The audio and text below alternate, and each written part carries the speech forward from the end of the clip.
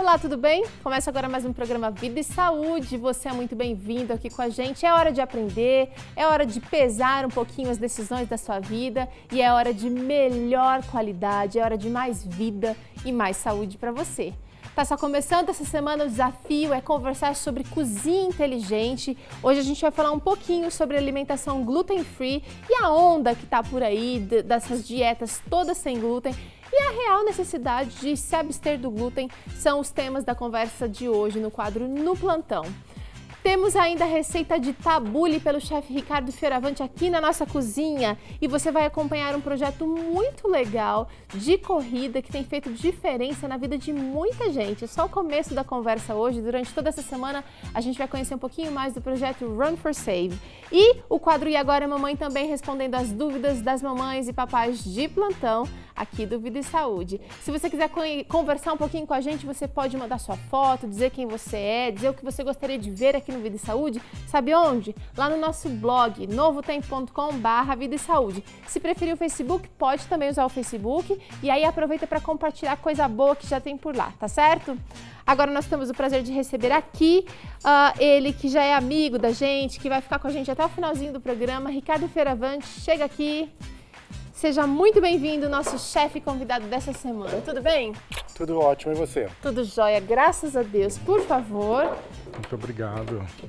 Eu gosto muito quando você vem para o Vida e Saúde porque você apresenta um tema que a gente fala tanto, que a gente vive tanto, mas de uma maneira muito diferente do que a gente está acostumado, viu, Ricardo? Então eu agradeço a sua disponibilidade em compartilhar um pouquinho da sua vivência com a gente. Muito obrigado.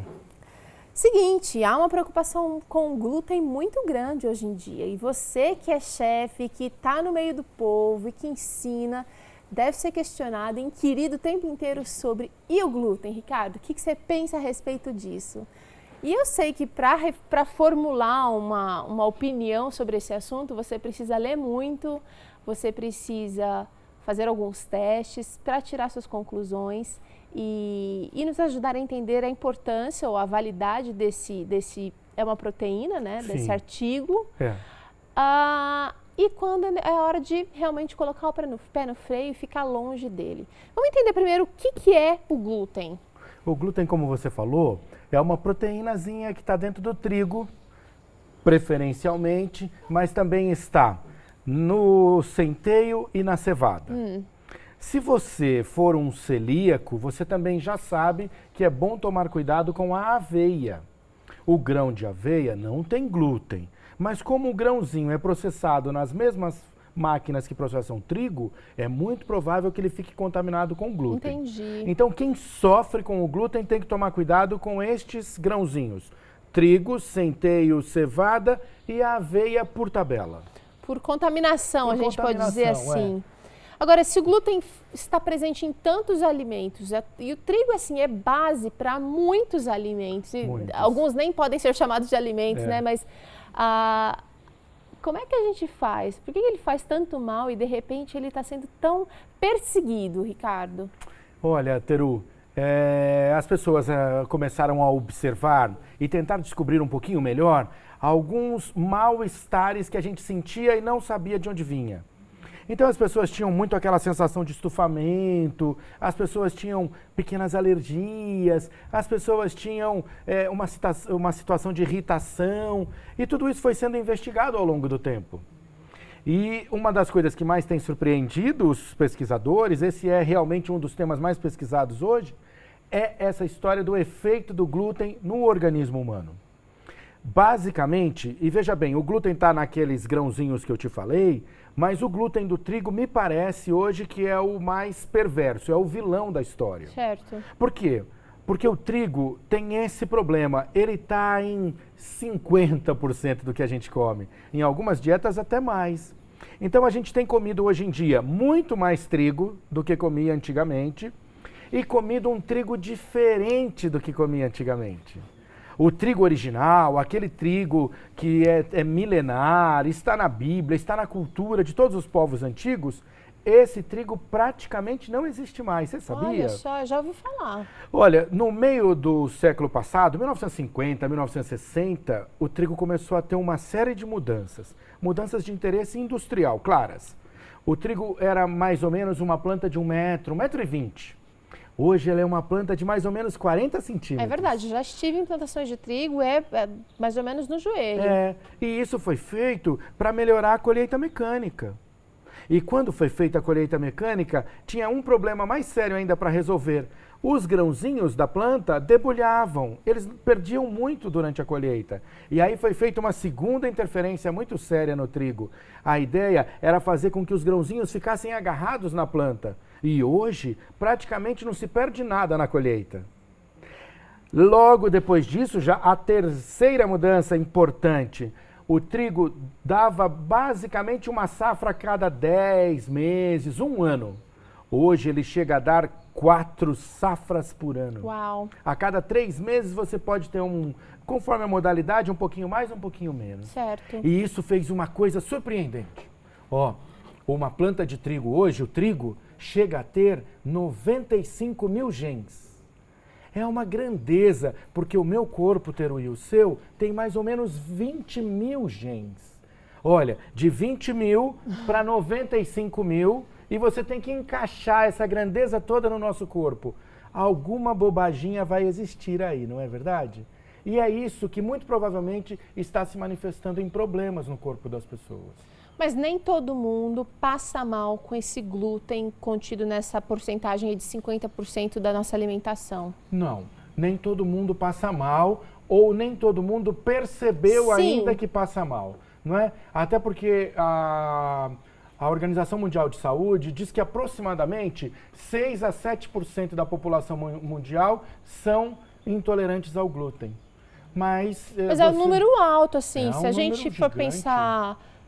eu não me lembro de ouvir falar em celíacos até minha adolescência, talvez até minha juventude. É verdade. Não sei se o diagnóstico também não era tão preciso até então, mas é uma coisa muito do hoje, do agora. Olha, Teru, os celíacos, de fato, eram muito menos quando você era garota e vou considerar o quê? Há 10, 12 anos atrás.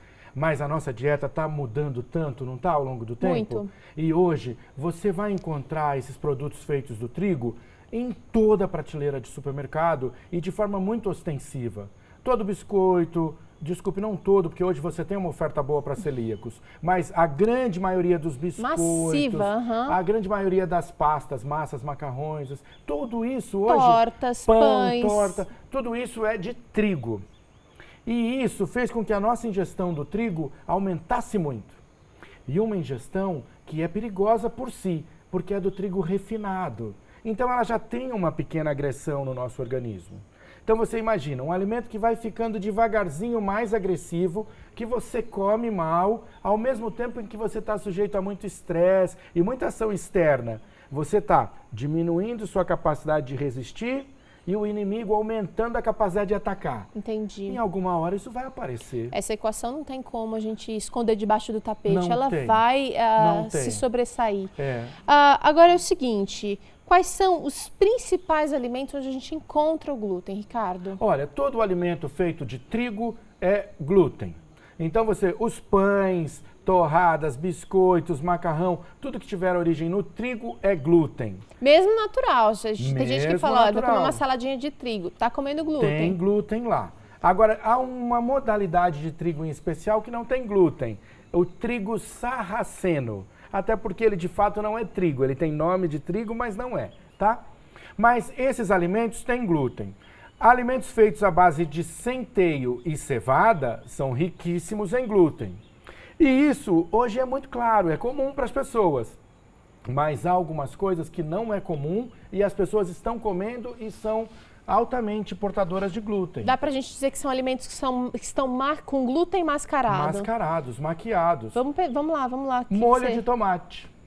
O molho de tomate está usando farinha de trigo como espessante. Olha só. É uma solução para a indústria e ficou uma superdosagem de trigo na nossa dieta. Novamente. E a indústria tem usado o trigo como espessante sempre. E é por isso que a nossa dieta aumentou tanto a ingestão do trigo. Teru, a Organização Mundial de Saúde, ela descobriu que, assim, 76% das calorias que a gente come, 76% de tudo que a gente come, basicamente são trigo, milho e arroz. Cereais. Milho, trigo e arroz. Isso é 76% do que a Você tá população do mundo come. Deste montante, 50% é trigo. Nossa, é muita Olha coisa. que coisa absurda. Isso faz com que a dieta seja pobre. Uma dieta pobre te torna menos imune às coisas, você não recebe tantos nutrientes de outras coisas. Isso faz com que você fique mais sujeito à ação daquilo que você está ingerindo mais. Então, a presença do trigo é o que ficou mais latente. Tá. E essa coisa latente fez algumas pessoas adoecerem. Muito bem, eu quero convidar você agora para acompanhar comigo a história de alguém. A nossa equipe preparou uma reportagem sobre a história. Na verdade, a gente vai conhecer o cardápio de uma pessoa celíaca que realmente não pode ter contato com o glúten. Bom. Vamos ver. Para conhecer um pouquinho a realidade de um celíaco, eu vim aqui para Santos para bater um papo com a Elisa, que está aqui do meu lado, e descobrir um pouquinho sobre como é a alimentação de um celíaco. É possível se alimentar bem? Acho que essa é a grande dúvida. Por isso que eu queria saber. Elisa, primeiramente, muito obrigada. Obrigada a vocês. Por nos receber com essa mesa linda, cheia de coisinhas gostosas. Só um pouquinho. Bom, eu queria saber, quando você descobriu a doença e qual foi sua maior dificuldade? Então, eu descobri a doença celíaca através da minha mãe, porque ela era atleta e depois de um tempo ela começou a ter muitos problemas de saúde, a ponto de um dia não conseguir mais sair da cama. E procurando ajuda profissional, ela buscou primeiro uma nutricionista funcional, que poderia ver o que há de errado na alimentação, tudo, e foi que ela fez exames para problemas alimentares e doença celíaca. E aí deu positivo para doença celíaca, mas por ser uma doença genética, os filhos também têm que fazer. Os parentes de primeiro grau, os mais próximos, têm que fazer o exame, né? E aí eu digo que eu fui a sorteada, porque eu estava com o gene lá. Mas, assim, depois que a gente descobriu o diagnóstico, o que foi mais difícil, para mim particularmente, que eu costumo assim até falar para minha mãe, sentir falta da parte social. Mas acho que uma coisa que vamos generalizar, né? Que todo mundo sente falta, na verdade de praticidade. De você poder ir numa padaria, ir numa mercearia, ir em qualquer estabelecimento e encontrar produtos que, além de ser sem glúten, não tenham contaminação. Porque às vezes você lê alguns rótulos, você vê, pode conter traços de ovos, de trigo, de aveia, e aí você fica pensando, poxa, não tem trigo naturalmente, mas e agora? Eu vou comer isso? Não pode. Mas, então assim, a dificuldade realmente é o acesso fácil, o acesso ilimitado, né, a todos os alimentos que realmente são sem glúten e não vêm com nenhum tipo de contaminação. Dentro de casa, quais foram as mudanças? Foram muitas mudanças. Nós começamos assim, pesquisando algumas receitas e até pela parte da preocupação de nossos utensílios domésticos terem traços de glúten, nós acabamos mudando eletrodomésticos, batedeira, que é uma coisa que a gente usa bastante, liquidificador, que também usamos bastante, o forno, forninho, micro-ondas. Só que, infelizmente, a alimentação mudou radicalmente. Até porque a gente sempre comeu coisas mais naturais, mas hoje em dia é muito mais natural. A gente procura muito mais tubérculos, muito mais frutas, verduras, legumes, grãos. A gente tem que sempre ter um controle se a fábrica não contaminou, não distribui também um trigo junto. Mas as receitas nós temos que fazer em casa. Então, fazendo em casa, sempre tem uma grande chance dela dar errado.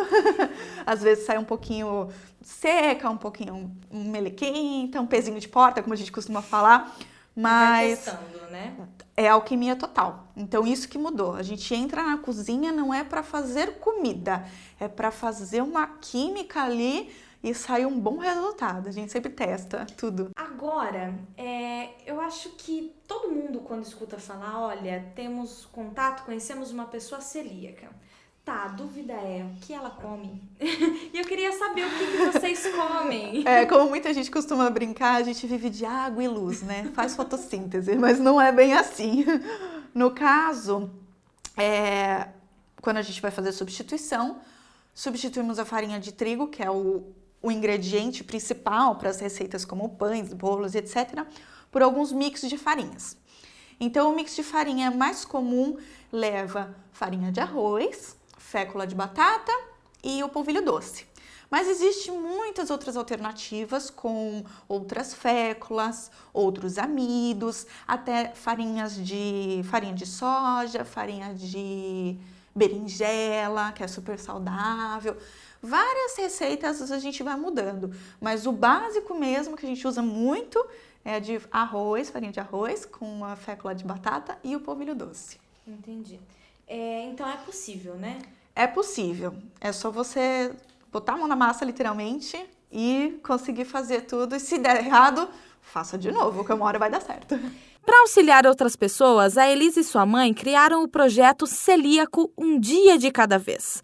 A ideia mesmo é ajudar através das redes sociais outros celíacos. Além de página no Facebook, elas também têm um canal no YouTube onde são postadas diversas receitas de sucesso. Tudo que nós postamos é sempre uma dica e é até bom porque a pessoa vê e tem alguma dúvida, ela vê que a gente está tentando ajudar, ela consegue ajudar a gente também, porque ela lança a dúvida dela, a gente pesquisa e ajuda ela também. Então é uma mão lava a outra, todo mundo se ajudando. Eu imagino. E é uma grande ajuda, né? Porque quem descobre, às vezes pode ficar perdido, não sabe o que fazer. Sim, com certeza. Como fazer, mesmo com orientação médica, no dia a dia, na prática, acaba tendo um pouquinho de dificuldade. Sim, né? O medo da pessoa de achar que ela nunca vai sair daquela doença ou daquela dificuldade, que ela nunca vai conseguir se superar, porque tem pessoas que falam, gente, eu não cozinhei nenhum ovo, como é que eu vou fazer um pão? Mas dá para fazer. E toda vez que a gente conversa com as pessoas, a gente tenta, assim, animar elas, fazer com que elas entendam que é possível fazer tudo. E que é só um pouquinho de paciência, porque tem que ter comprometimento, né? Bom, Elisa, muito obrigada pelo carinho, por nos receber aqui na sua casa. Obrigada a você. Gente, a gente fica por aqui e até uma próxima.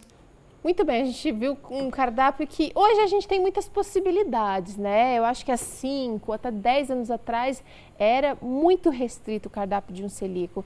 Mas eu queria que você ajudasse a gente a entender melhor o que é um celíaco. Um celíaco é aquele paciente que realmente não pode comer nada de glúten. Ele é alérgico, ele tem uma resistência orgânica tão grande que a pequena ingestão do glúten cria nele uma série de desacertos internos. O maior dos desacertos é um desarranjo intestinal, distensão intestinal, muitos gases, Cólica. Normalmente diarreia, cólicas terríveis, ele realmente sofre muito. Alguns, inclusive, têm outras manifestações. Muita manifestação na pele, muita alergia, Urticária. muito.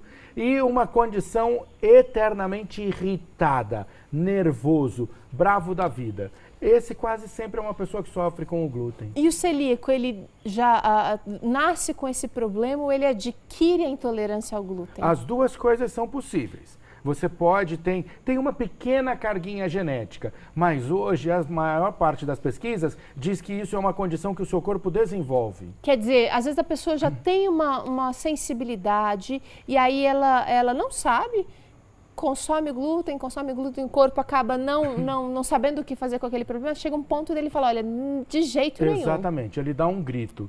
Eu acho que hoje, os estudos mais sérios sobre o glúten têm vindo da Inglaterra. Os mais dedicados, os mais aprofundados, os que têm a maior população. Tá. Há um estudo da Universidade de Sheffield, que também é quem mais produz, e eles dizem uma coisa que é muito importante. Eles dizem o seguinte, todo mundo é sensível ao glúten. No intestino de todo mundo há 2 válvulazinhas muito sensíveis ao glúten. Em algumas pessoas, essa sensibilidade é tal que demonstra a alergia, a irritação e o sofrimento se apresentando como um celíaco, então. Ricardo, a gente vai fazer uma breve pausa aqui na nossa conversa para o intervalo e na volta a gente vai descobrir uma outra faceta do glúten. Será que ele ajuda também? Será que ele atrapalha problemas com pessoas com doenças como o autismo? Sim. Já logo depois do intervalo.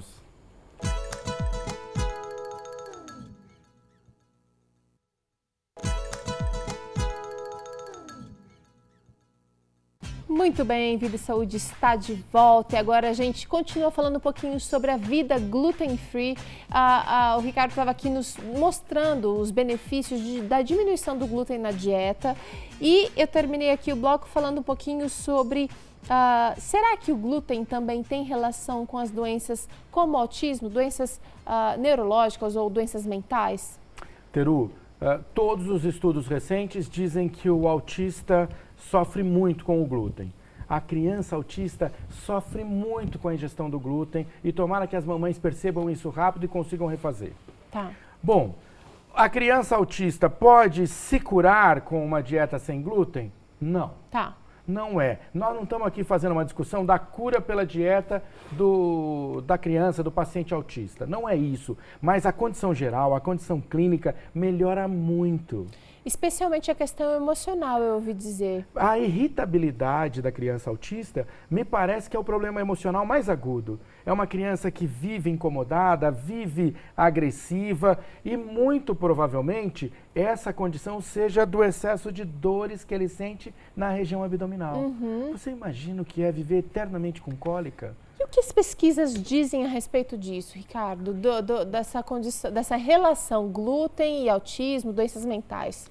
Há um pouco de tempo atrás, as pessoas começaram a investigar os outros problemas que o glúten pudesse produzir, além do intestino. Tá. As primeiras coisas foram essas dermatites, de forma geral, pequenas alergias e problemas de pele.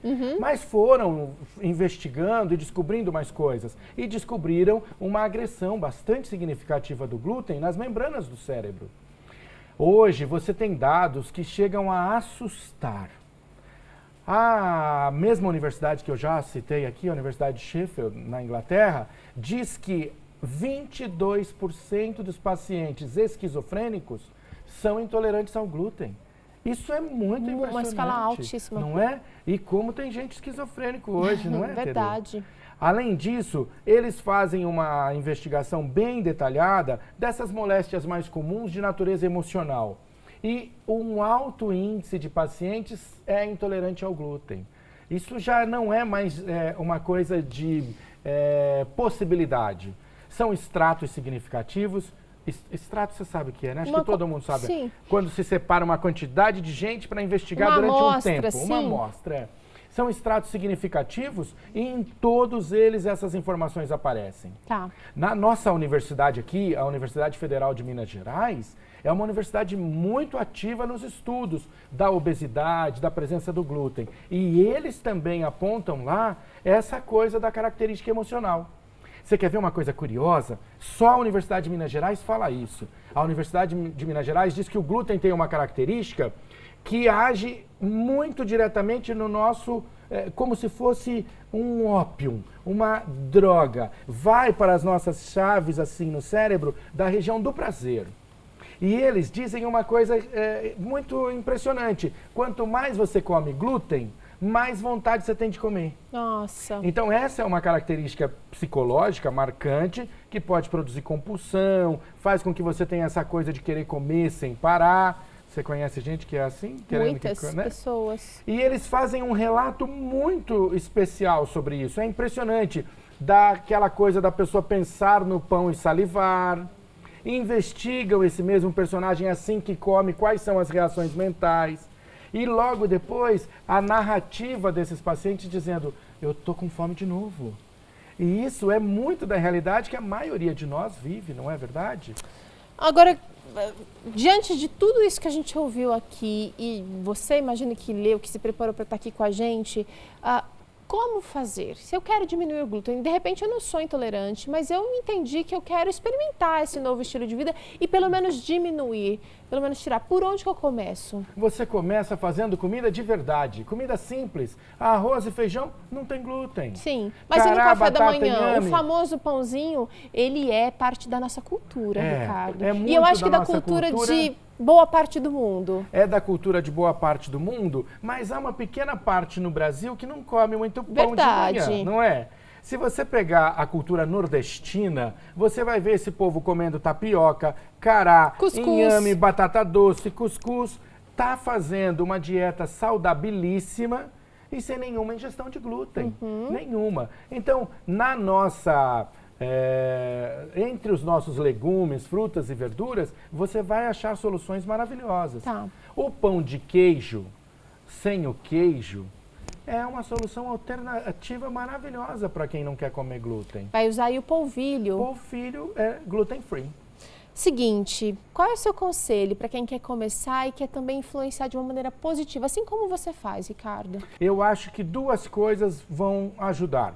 Primeiro, assim que você tirar o glúten, você começa a sentir alguns benefícios. Essa coisa dos gases e do estufamento, que eu estou falando bastante, mas muito provavelmente, por variar a sua dieta, você tende a emagrecer um pouquinho, isso é sedutor também, não é? E muito atrativo. E vai começar a perceber algumas outras coisas singelas. Você vai comprar menos produtos processados e menos produtos embalados no supermercado. Ao invés de ir na prateleira da mercearia, onde está lá o biscoito, todas as coisas embaladas, você vai começar a frequentar mais hortifruti e vai comprar mais verduras, legumes e essas coisas. Entendi. Se você quer comer gluten free, coma e saiba que a nossa dieta mais tradicional é a melhor solução para você. Tá certo, Ricardo. Olha, quanta coisa boa. E de novo a gente volta, né? Resgate das origens, da comida de verdade, de uma alimentação simples, menos rebuscada, menos trabalhosa. E os benefícios você vai sentir com certeza na prática. Olha, eu aconselho, você pode de repente experimentar, faz um teste. Desafio, né, Ricardo? Uma semana já te dá uma sensação bem diferente. Esse tempo é o suficiente? Uma semana, 7 dias? Você vai sentir. E aí, olha, se você quiser quantificar a mesma coisa, anota num caderninho o que você comeu e a sensação que você sentiu. O que você comeu, a sensação. Obrigada. Obrigada a vocês. De coração. A gente vai agora acompanhar Dica Vida e Saúde. Amanhã o Ricardo Fioravante, o chefe Ricardo Fioravante, estará conosco novamente. E logo em seguida da Dica Vida e Saúde, você acompanha uma entrevista de um projeto muito bacana sobre corrida. Já, já. O melão é uma fruta com muita água. Além de ser fresquinho e hidratante, ele é excelente diurético para eliminar toxinas do corpo. Não tenha medo de comê-lo todos os dias. Muito bem, estamos de volta. Agora é hora de papo sério sobre corrida. A gente convidou um grupo todo especial para estar aqui com a gente essa semana. É o Run for Save. Você vai conhecer um pouquinho mais de alguns componentes, é um grupo bem grande, mas hoje a gente vai apresentar quem iniciou todo o projeto e a gente vai descobrir o que move todo esse povo que gosta de correr. O que acontece? Quais são as transformações que acontecem depois que se inicia uma corrida? Tudo isso e muito mais você vai conferir a partir de agora. A gente está aqui com o Ulisses e com a Ivana. Obrigada por aceitar o nosso convite. Obrigado. E eu espero que vocês possam influenciar ainda mais pessoas agora no Vida e Saúde, viu, gente? Como é que surgiu o gosto pela corrida? Quem começou primeiro? Eu comecei. A Ivana começou. Eu corro bastante tempo, mas para manter tentar emagrecer, né? Porque eu tenho muita tendência a engordar, então eu tinha que fazer algum exercício e eu escolhi a corrida como o exercício principal, assim. E você sempre correu para competir, Ivana? Não. Eu corria, assim, por correr mesmo. E não muito forte também. Eu corria mais no trotinho, que o pessoal fala. Mas um amigo nosso, o Zanata, ele falou assim, me desafiou, falou, vamos participar da São Silvestre? Aí eu aceitei o desafio e comecei a puxar um pouco mais nos treinos. Que aí que a gente começou a participar de corridas, de competições mesmo. Que ele falou, vamos começar algumas competições antes da São Silvestre. E a primeira que a gente participou foi em Iperó, que aí foram 6 quilômetros, que foi a primeira vez E aí você já pegou o gostinho pela corrida. Aí nessa o Ulisses já entrou? Não, ele não participou dessa, ele só foi com a gente para acompanhar. Mas ele gostou do clima, da competição mesmo em si. Nessa eu fui contagiado. Olha Essa que eu fui contagiado. Aí que ele viciou no negócio E também. o Run for Save? Então depois o Ulisses começou a correr, mas ainda não tinha criado um grupo. Não. Então, esse ano que aconteceu esse desafio, né, do Zanato com a Ivana, e a gente participava ali dos bastidores, era o ano de 2014. Então, desde o começo do ano eles foram treinando e tal, e a gente acompanhando de longe, e aí participamos então dessa primeira corrida. Eles participaram, e eu fui junto, como staff ali, né, e assim, achei muito interessante aquilo, gostei muito. É uma energia muito boa, não é? Tudo que acontece em uma corrida era muito legal de se assistir, né? As pessoas felizes, saudáveis ali, buscando uma qualidade diferente de vida. E eu falei, não, eu tenho que entrar nisso também. Eu estava com sobrepeso até na época, um pouquinho ali. Aí eu falei, não, vou começar a treinar a partir disso. Me motivou muito. E assim, então nós completamos aquele ano, né? E até essa São Silvestre, que eles correram, eu, mesmo sem treinar para São Silvestre, acabei correndo junto com eles ali.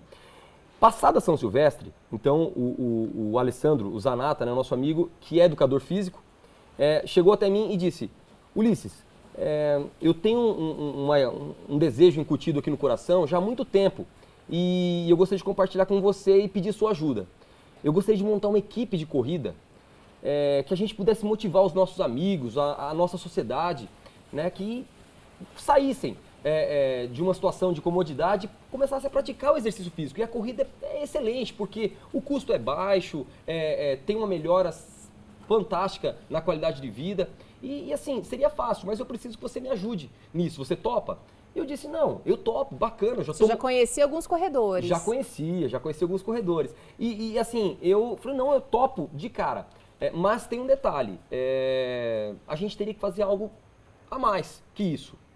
Que aí surgiu, então, a ideia de levar essa mensagem de saúde e uma mensagem de esperança para as outras pessoas que correm, que participam juntamente nas corridas. Então, além da corrida, da equipe de corrida, nós, então, levaríamos algo a mais. E aí ele gostou da ideia também, né? Então, aliaríamos, não uma equipe de corrida apenas, né? Porque equipes de corrida nós temos bastante. Em todas as cidades, aí a gente pode hoje, com essa crescente da corrida, existem 2, 3, 4, 10 equipes de corrida. Muitas equipes, aham. E a gente queria ter esse diferencial. E o nosso diferencial é esse.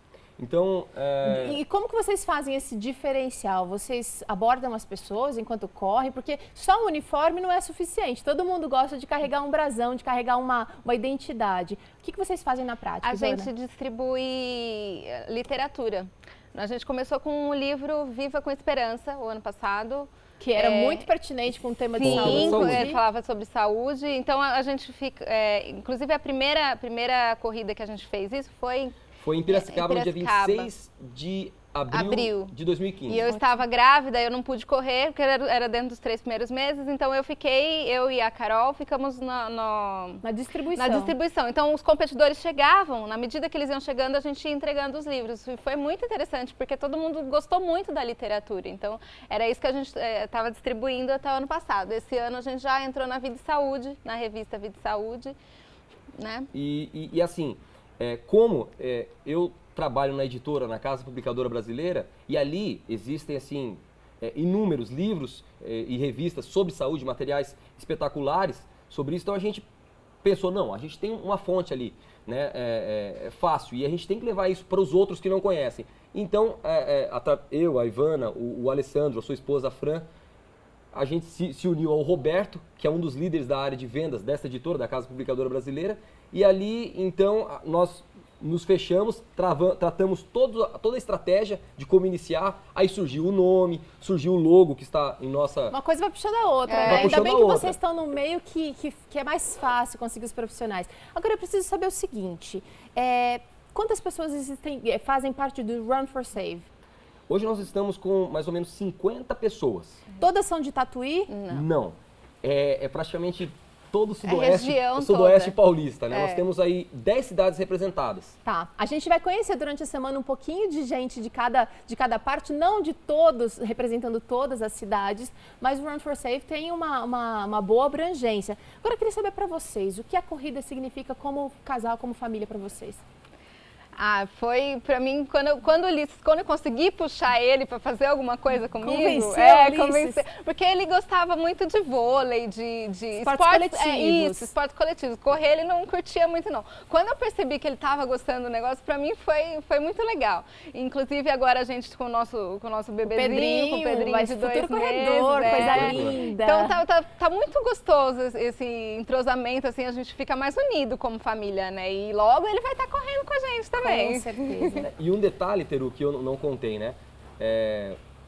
A Ivana, ela me inscreveu na primeira corrida, eu estava treinando logo após aquela, né, que eu mencionei aqui, mas ela me inscreveu sem eu saber, eles iriam correr, e aí 2 semanas antes ela me avisou, falando, Ulisses, você está inscrito na corrida também. Então ali foi... Sebo na canela. Foi o pontapé. E tem sido assim, bem interessante. E acima de tudo, da nossa família, que agora tem mais o Pedrinho, que veio para alegrar, e com certeza será um corredor, é gostoso porque nós fizemos muitas amizades nesse meio, tanto com as pessoas nas quais nós entregamos o material, quanto aquelas que hoje fazem parte da nossa equipe. Nós somos uma família. Então nós temos aí um grupo no WhatsApp, uma fanpage, nós nos encontramos, é aquela festa quando nos encontramos nos projetos que a gente desenvolve, né?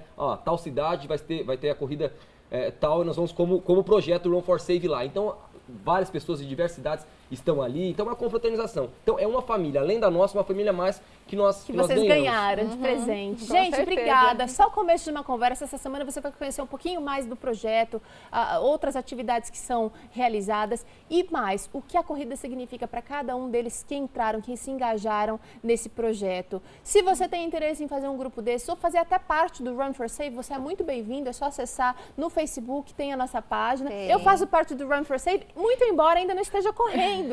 Faço caminhada, mas todo mundo é bem-vindo, você não precisa ser profissional para fazer parte do grupo. E você também pode criar uma iniciativa aí na sua cidade, na sua região, para estimular a gente. Durante essa semana você vai conhecer histórias que foram transformadas pela corrida. Obrigada, gente, mais uma vez. A gente vai para um rápido intervalo, na volta tem culinária por aqui e tem chefe visita na cozinha. Ricardo Fioravante vai ensinar uma receita toda saudável para você.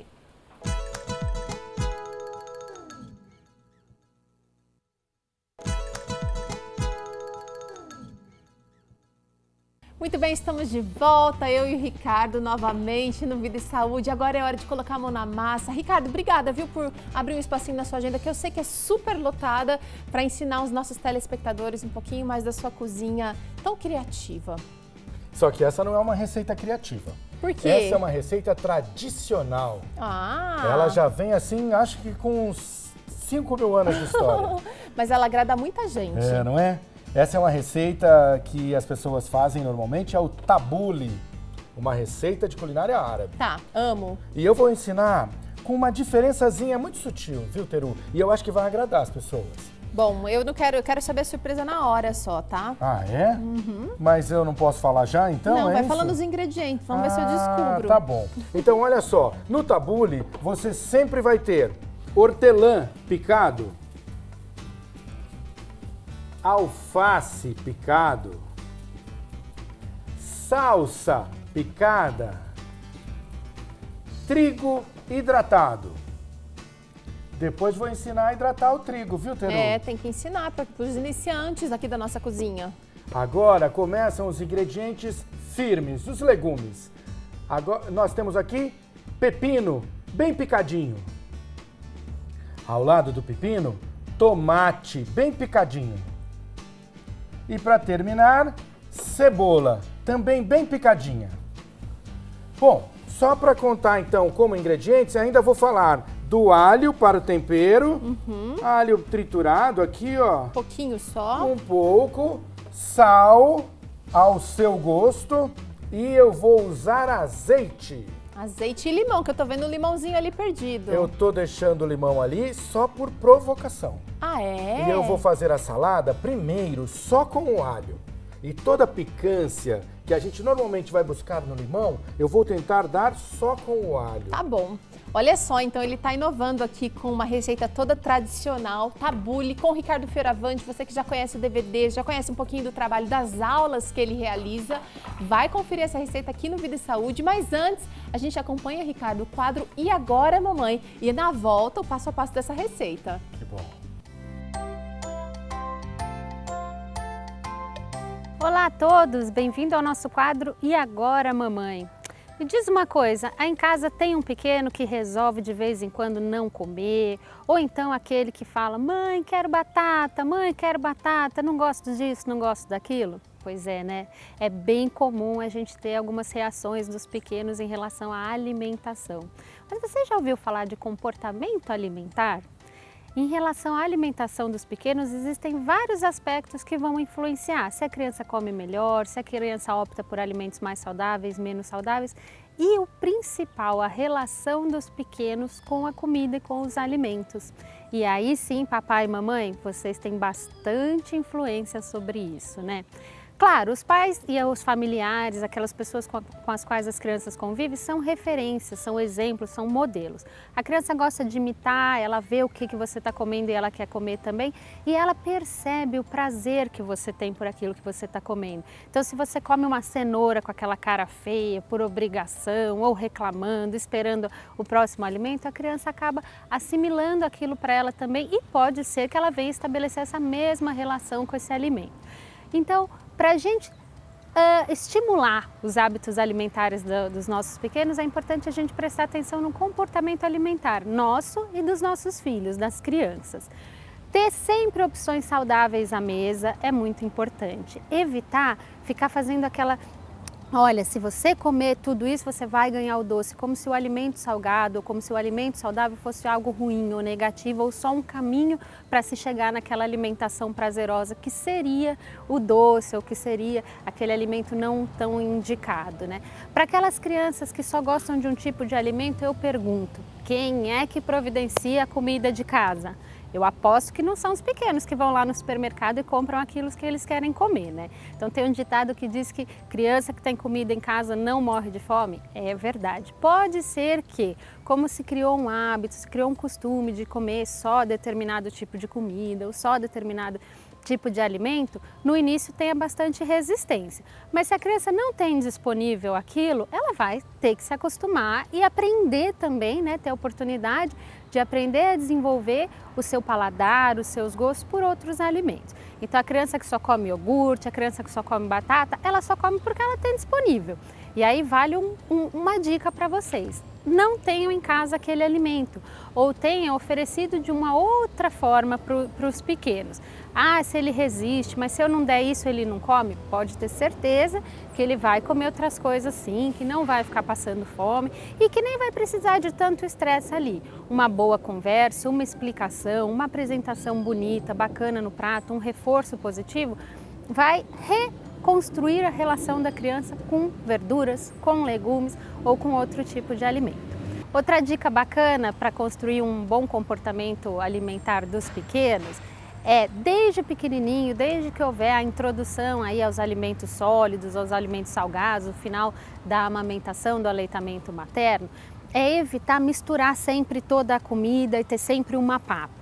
É bacana que a criança conheça a textura, o gosto de cada um dos alimentos. Então a criança, quando tem os alimentos ali separados no prato, ela consegue visualizar cada alimento, a cor, textura, o próprio gosto, o paladar, a sensação que ela vai ter quando ela ingerir cada um dos alimentos, para ir criando o gosto, para se familiarizar com tudo aquilo e desenvolvendo o seu paladar. Isso também é bastante importante.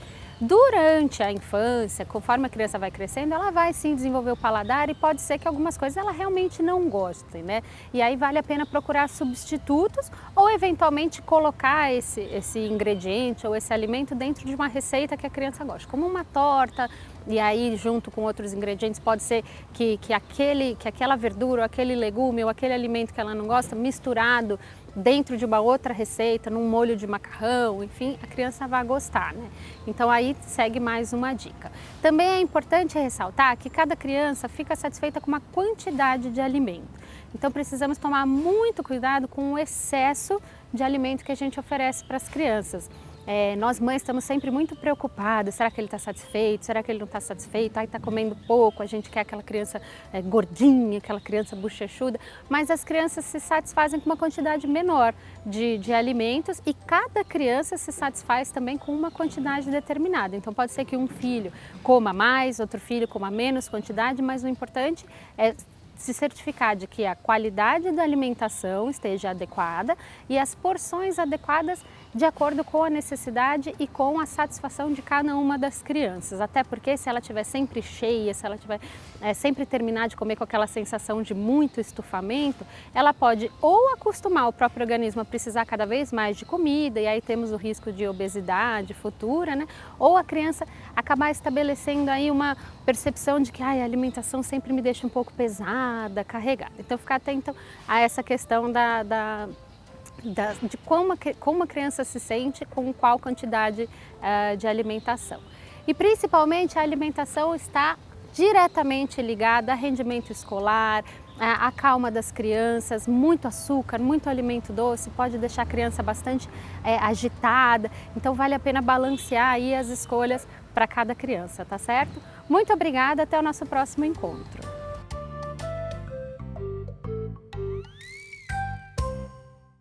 Muito bem, agora sim é hora de conferir o passo a passo da receita de tabule do Ricardo Fioravanti. Eu quero saber, ele falou que é uma receita não é tão criativa porque é clássica, mas ele pelo menos vai servir de uma maneira diferente ali. Teru, eu não sei se você sabe, mas eu tive o privilégio de trabalhar em Dubai 2 temporadas já. Olha e eu que aprendi legal. um monte de coisas legais da culinária árabe. Uma coisa curiosa sobre o tabule é o seguinte, aqui no Brasil, o tabule virou uma salada de trigo com um pouquinho de vegetais. Sim. No Oriente Médio é exatamente o contrário. É uma salada de vegetais com um pouquinho de trigo. Tanto que você está usando 6 aqui acompanhamentos para uma xicrinha de trigo hidratado. Exatamente isso. A mesma proporção de cada um dos ingredientes, eu venho com a porção de trigo. Tá certo. Tá? E ela é muito trabalhosa. Eu já posso começar? Demorou. Olha, e eu Demorou só que eu tô vou com fome. ensinar uma vez. Presta atenção que é difícil, hein?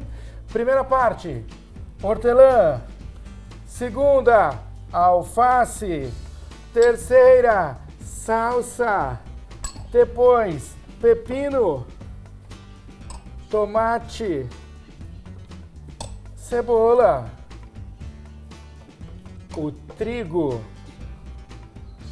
Ficou pequeno esse nosso bol, não, Teru? Bom, é o Vai seguinte, ter comida pra todo você mundo. disse que não dá trabalho, mas quem foi que picou tudo isso aí? Eu piquei com a ajuda luxuosa das meninas da produção.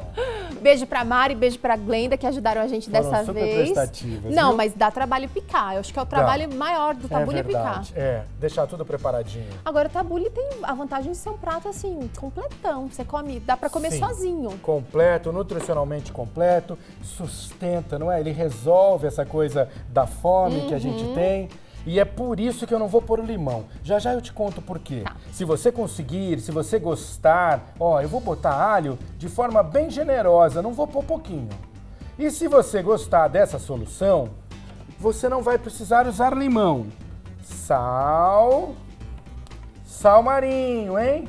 Eu estou usando aqui. Vou pôr um pouquinho mais, que eu acho que ficou bastantão. É que tem muita coisa aí, né, É. Ricardo? Não tem poucos legumes, poucas verduras. Vou tirar aqui só para facilitar a visualização. Enquanto você está me ajudando, eu vou colocar azeite. E olha, essa é uma salada que tem também esse perfil de conserva. Então o azeite tem que ser de forma generosa, viu, Teru? Tá. E eu vou fazer uma lambuzança aqui, olha só! Ê, olha que coisa Cozinhar linda! com o Ricardo é sempre uma festa, gente. Olha, a cozinha tem que ser uma festa pra gente, não tem? Tem que ser. A cozinha, às vezes, a gente, na discussão de comer saudável, fica se exigindo essa postura mais formal. Mas comida, Teru, tem que trazer alegria pra gente. É verdade. E não pode ser Não uma é? coisa chata, né, Não, Ricardo? comida foi feita pra dar prazer pra gente, não é verdade? Gente, olha só, o triguilho realmente passou a ser um ingrediente necessário, mas secundário aqui na receita. Olha só, e você vai mexendo até perceber que isso tudo está bem misturado e deixa descansar. Fiz sujeira na sua mesa. Não tem aqui, viu, problema, a Teru? mesa é sua Ó, hoje. na sua casa, você vai deixar o tabule descansar por pelo menos 1 hora na geladeira. É aí que todo esse gosto que a gente colocou aqui para temperar vai desabrochar. Legal. Aqui nós não temos o tempo, então faz de conta que já tem 1 hora de descanso e eu vou te ensinar um jeitinho de servir, Teru. Você pode servir... Antes de você mostrar o seu jeito de servir, eu quero que você cumpra a sua promessa. Como é que você hidratou esse triguilho? Ai, que legal que você me lembrou, já tinha esquecido. Bom, quem não sabe hidratar trigo, saiba que é muito complicado. Você vai pegar o trigo de quibe, aquele triguilho, e se você estiver com tempo, você hidrata na água fria, porque ele fica mais crocante, mais denso, tá? Legal. Então você coloca o trigo aqui de molho numa travessa qualquer e simplesmente cobre de água. Quando a água se nivelar com o trigo, você já pode deixar ali, deixa descansando e em 20, 25 minutos o trigo vai estar hidratado e vai ter tirado toda a água do ambiente. E eu não vou precisar ficar espremendo, Nada não vai ficar daquele aquela esforço coisa de esgotar murcha. água, nada, Legal, nada. ótima dica. Se você não tiver esses 25 minutos, meia hora, você vai hidratar com água morna. Tá. Porque daí é mais rapidinho. E o trabalho é exatamente igual. Você vai colocar o trigo, a água nivelada e deixa ele puxar. Qual é a diferença de um e outro? Primeiro, o tempo, um é mais rápido, o outro é um pouquinho mais demorado. E segundo, a textura. O trigo feito em água morna vai ficar sempre mais macio, Tá. porque ele dá uma pequena abertura no grãozinho que tá aqui já quebradinho, tá? E isso aqui pronto na geladeira? Você disse que pode ficar até 1 hora lá para incorporar o sabor. E se eu quiser deixar essa receita preparada com antecedência, dá também, Dá Ricardo? também, Teru, porque aqui tem alguns agentes conservantes que são muito importantes. Essa receita tem o sal, que é um conservante natural importante, tem alho, que é um conservante natural importante, e ela em si vai durar sem nenhum problema de contaminação por até 5 dias na sua geladeira. Ela só vai ter um problema. Aí um problema de ordem gastronômica, não é um de contaminação. Ela vai desidratar e muito facilmente vai juntar líquido no fundo, entendi. porque todas as coisas aqui vão transpirar o próprio líquido, tá? Tá. Bom, você pode servir numa travessa bem bonita, arruma com uma guarniçãozinha de tomates ou de alfaces, ou pode pegar alface americano assim, ó, charmoso, gostoso, Crocante. e crocante, lógico. E vamos Encher. preparar aqui Olha que lindo, gente. Olha só, não precisa ser muito e eu vou deixando aqui até conseguir montar uma pequena flor. Será que eu consigo? Uau, que lindo. Olha o só. capricho tá nos detalhes, gente. Ele disse que a receita era difícil e tal. É claro que ele foi irônico aqui, mas o detalhe tá nesses caprichos, né, Ricardo? Tá no capricho e tá também na simplicidade, eu acho. Aqui, a simplicidade apresentada de um jeito diferente, assim, né? Com essa... Que apetece. Que chama atenção, é isso mesmo? Isso é o que faz a gente salivar com o tabule, né? Ó. E o cheirinho também, porque olha, hortelã é um negócio... Eu entrei ali na cozinha agora antes da gente gravar e falei, gente, tá um cheiro já... Não tem nada preparado, mas tá um cheiro de comida bom No já. ar, não é? Comida de verdade, né, Teru? Fresquinha. Comida, olha só que coisa boa. E você Que vai lindo, então pode montando, fazer um desenhozinho. Vai fazendo a seu bom gosto e vai se preparando. E aí, Teru, tem uma coisa muito legal. Você tá com vontade de provar? Tô. Você já prova um buquezinho desse De alface? de alface. Já pega ele, você pode, lógico, comer com o seu talher, mas aqui também é um bocado. Pode ser um finger food. Isso, exatamente. E é difícil a gente ver uma salada de finger food. Porque finger food é aquela comidinha que você come com a mão, aquelas coisas que a gente come com a mão. Salada de finger food é bem difícil. Só aqui com o Ricardo. Posso provar? Lógico. E você não vai provar comigo? Vamos comer? Eu preciso manter minha forma. Será? Uau!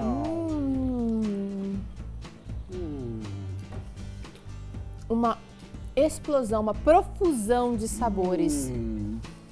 Tem o crocante, a salsinha é bem presente também. Eu amo salsinha. E o triguilho realmente tá aqui, uma coisa bem suave, gostosa, maravilhoso. Você sentiu falta do limão aí, Teru? Por incrível que pareça, eu sou fãzaça de limão. Não senti não. Teru, E melhor, toda vez que a eu gente não tiver senti tanto gosto do alho, porque eu sou meio sensível. ao alho, E achei que ele tá assim, super equilibrado. que bom. Tomara que você tenha gostado de verdade. Tomara que as pessoas também tenham gostado. É uma salada Faz bem pro seu corpo, faz bem pra sua cabeça, faz bem pro seu espírito. Com certeza. Ricardo, obrigada de coração, Obrigado por a você, repartir um viu? pouquinho dessa pérola, desse teu tesouro da culinária natural.